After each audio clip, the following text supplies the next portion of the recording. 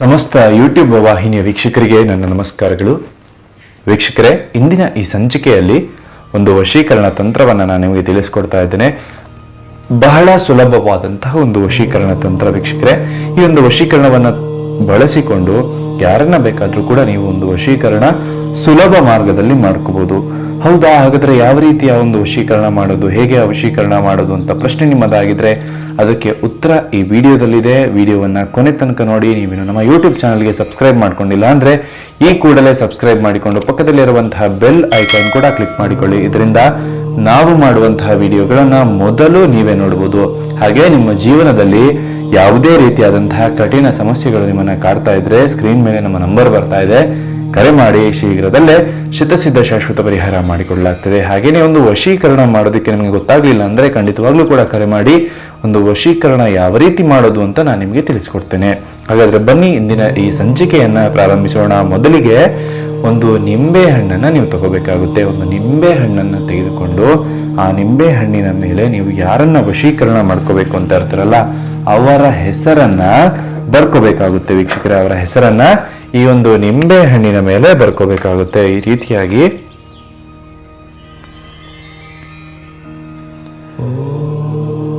ನೋಡಿ, ಈ ರೀತಿಯಾಗಿ ಹೆಸರನ್ನ ಬರ್ಕೋಬೇಕಾಗುತ್ತೆ ವೀಕ್ಷಕರೇ. ಇಲ್ಲಿ ನೋಡಿ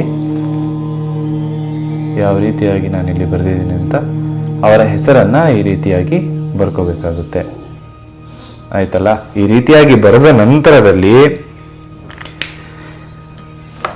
ಈ ಒಂದು ನಿಂಬೆಯನ್ನ ಈ ರೀತಿ ಬಲದ ಕೈಯಲ್ಲಿಟ್ಟುಕೊಂಡು ಎಡದ ಕೈಯಿಂದ ಮುಚ್ಚಿಕೊಂಡು ಈ ಒಂದು ಮಂತ್ರವನ್ನ ನೀವು ಜಪ ಮಾಡಬೇಕು. ಯಾವುದಪ್ಪ ಮಂತ್ರ ಅಂದ್ರೆ ಓಂ ಹರೀಂ ಶ್ರೀಂ ಇಷ್ಟಸ್ತ್ರೀ ಮಮ ವಶಂ, ಓಂ ಹರೀಂ ಶ್ರೀಂ ಇಷ್ಟಸ್ತ್ರೀ ಮಮ ವಶಂ, ಓಂ ಹರೀಂ ಶ್ರೀಂ ಇಷ್ಟ ಪುರುಷ ಮಮ ವಶಂ, ಓಂ ಹರೀಂ ಶ್ರೀಂ ಇಷ್ಟ ಪುರುಷ ಮಮ ವಶಂ. ಆಯ್ತಲ್ಲ. ಈ ಒಂದು ಮಂತ್ರವನ್ನ ನೀವು 48 ಬಾರಿ ಜಪವನ್ನ ಮಾಡ್ಕೋಬೇಕಾಗುತ್ತೆ. ಹಾಗೂ ಜಪವನ್ನ ಮಾಡಿದ ನಂತರದಲ್ಲಿ ಈ ನಿಂಬೆಯನ್ನ ಕಟ್ ಮಾಡಿ ಅದರ ರಸವನ್ನ ಈ ರೀತಿಯಾಗಿ ಒಂದು ತಟ್ಟೆಯಲ್ಲಿ ತಗೋಬೇಕಾಗುತ್ತೆ. ನಾನು ಆಲ್ರೆಡಿ ಇಲ್ಲಿ ರಸವನ್ನ ತೆಗೆದುಕೊಂಡಿದ್ದೇನೆ, ನೋಡ್ಬೋದು ನೀವು ಯಾವ ರೀತಿಯಾಗಿ ಈ ಒಂದು ರಸವನ್ನ ನಾನು ತೆಗೆದುಕೊಂಡಿದ್ದೇನೆ ಅಂತ. ಆಯ್ತಲ್ಲ. ಅದಕ್ಕೆ ಒಂದು ಸ್ವಲ್ಪ ಕುಂಕುಮವನ್ನ ಹಾಕೊಳ್ಳಿ ವೀಕ್ಷಕರೇ. ಈ ರೀತಿಯಾಗಿ ಕುಂಕುಮವನ್ನ ಹಾಕಿ ಕಲಸಿಕೊಳ್ಳಿ. ಆಯ್ತಲ್ಲ. ಕುಂಕುಮ ಹಾಗೇನೆ ಅರಸಿನವನ್ನ ಕೂಡ ಹಾಕಿ ಒಂದು ಸ್ವಲ್ಪ ಮಟ್ಟಿಗಿನ ಅರಸಿನ ಕುಂಕುಮವನ್ನ ಹಾಕಿ ಒಂದು ಮಿಕ್ಸ್ ಮಾಡಿಕೊಳ್ಳಿ. ಹಾಗೆ ಅವರ ಹೆಸರನ್ನ ಈ ರೀತಿಯಾಗಿ ಒಂದು ಬಿಳಿಯ ಹಾಳೆಯ ಮೇಲೆ ಬರ್ಕೊಳ್ಳಿ. ಹೆಸರು. ಆಯ್ತಲ್ಲ. ಈ ರೀತಿಯಾಗಿ ಒಂದು ಬಿಳಿಯ ಹಾಳೆಯ ಮೇಲೆ ಅವರ ಹೆಸರನ್ನ ಬರ್ಕೊಳ್ಳಿ. ನೋಡಿ ಯಾವ ರೀತಿ ನಾನಿಲ್ಲಿ ಬರ್ದಿದ್ದೇನೆ ಅಂತ. ಈ ರೀತಿಯಾಗಿ ಬರ್ಕೋಬೇಕಾಗುತ್ತೆ ಹೆಸರನ್ನ. ಈ ರೀತಿಯಾಗಿ ಬರೆದ ನಂತರದಲ್ಲಿ ವೀಕ್ಷಕರೇ ಇದನ್ನ ನೀವು ಮಲಗುವಂತಹ ಒಂದು ತಲೆದಿಂಬೆ ಏನಿರುತ್ತಲ್ಲ ಆ ದಿಂಬಿನ ಕೆಳಗಡೆ ಇಟ್ಬಿಟ್ಟು ನೀವು 3 ದಿನಗಳ ಕಾಲ ಮಲ್ಕೋಬೇಕಾಗುತ್ತೆ. ಈ ರೀತಿ 3 ದಿನಗಳ ಕಾಲ ಮಲ್ಕೋಬೇಕಾಗುತ್ತೆ. 3 ದಿನ ಮಲಗಿಕೊಂಡೇ ಇರೋದಲ್ಲ, 3 ದಿನ ಅದನ್ನ ಇಟ್ಟು ಮಲಕ್ಕೋಬೇಕಾಗುತ್ತೆ ರಾತ್ರಿ ಹೊತ್ತಿನಲ್ಲಿ.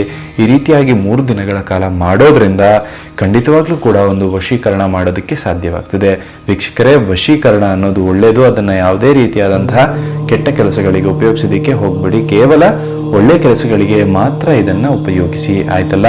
ಈ ರೀತಿಯಾಗಿ ತಲೆದಿಂಬಿನ ಕೆಳಗಡೆ ಇಟ್ಟುಕೊಂಡ ನಂತರದಲ್ಲಿ ನೀವೇನ್ ಮಾಡ್ಬೇಕಪ್ಪ ಅಂದ್ರೆ ಅದನ್ನ ಒಂದು ನಿಮ್ಮ ಪರ್ಸ್ ಆಗಿರ್ಬೋದು ಅಥವಾ ನಿಮ್ಮ ಬೀರು ಆಗಿರ್ಬೋದು, ಹಣ ಇಡುವಂತಹ ಜಾಗ.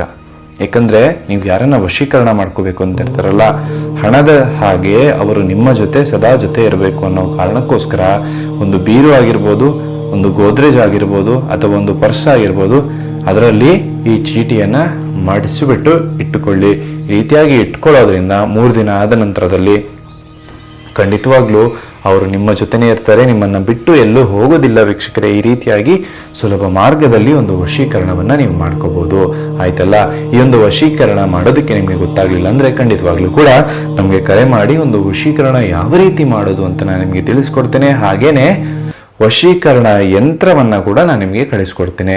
ಈ ಒಂದು ವಶೀಕರಣ ಯಂತ್ರವನ್ನ ಪಡೆಯೋದಕ್ಕೆ ಕೇವಲ ನಮ್ಮ ಸ್ಕ್ರೀನ್ ಮೇಲೆ ಕಾಣ್ತಿರುವಂತಹ ನಂಬರ್ಗೆ ಕರೆ ಮಾಡಿ ನಾವು ವಶೀಕರಣ ಯಂತ್ರವನ್ನ ನೀವು ಇರುವಂತಹ ಜಾಗಕ್ಕೆ ಕಳಿಸಿಕೊಡುವಂತಹ ವ್ಯವಸ್ಥೆಯನ್ನ ಮಾಡ್ತೇವೆ.